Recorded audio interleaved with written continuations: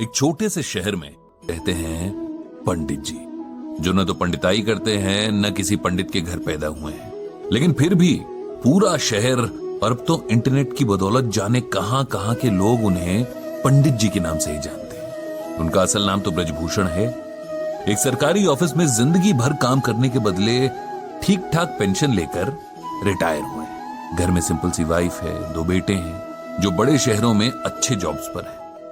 अब सवाल ये उठता है कि दुनिया, यहां तक कि उनकी पत्नी भी उन्हें पंडित जी क्यों कहती है। इसके पीछे एक कहानी जो कि पंडित जी, मेरा मतलब ब्रजभूषण जी के जीवन में घटी सच्ची घटना भी है। बात उस दौर की है जब हमारे देश में कंप्यूटर रेवोल्यूशन शुरू ही हुआ था।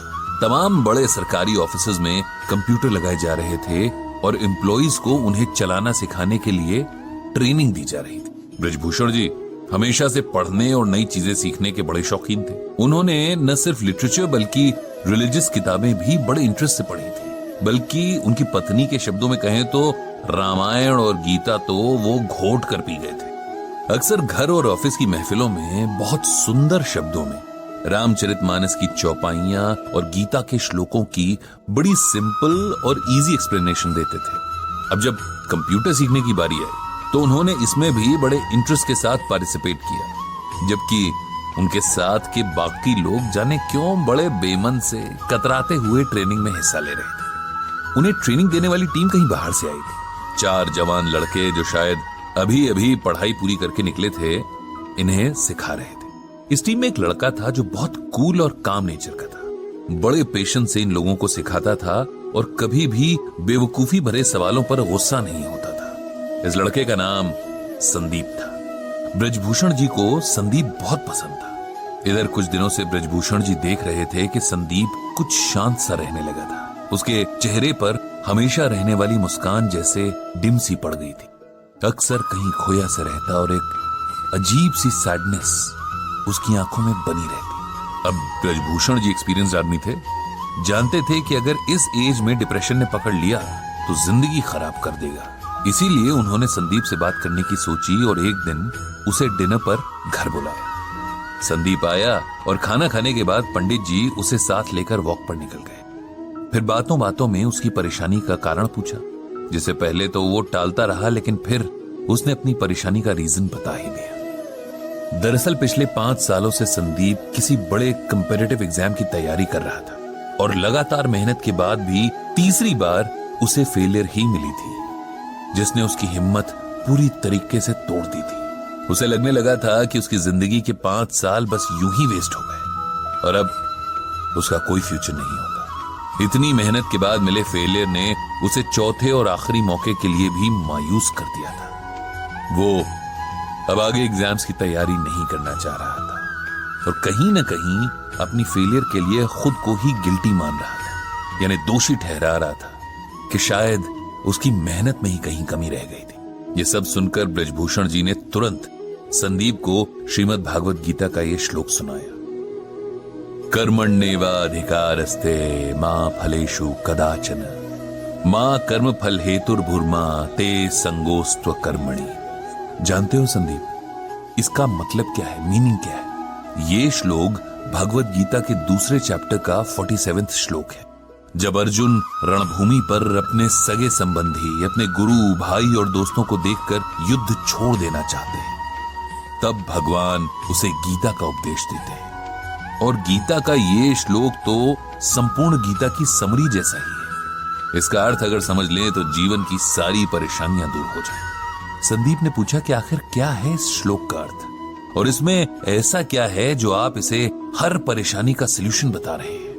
ब्रजभूषण बोले, इसका अर्थ है कि हे अर्जुन, तेरा अधिकार कर्म करने में है, उसके फल में नहीं।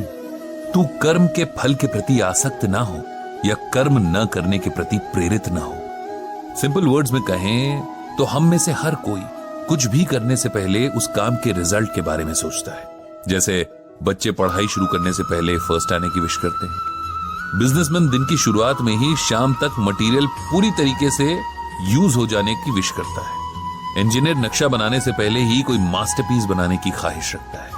हाउसवाइफ सब्जी काटने से पहले ही सोचती है कि आज का खाना खाकर तो उसका परिवार उसकी तारीफ करेगा।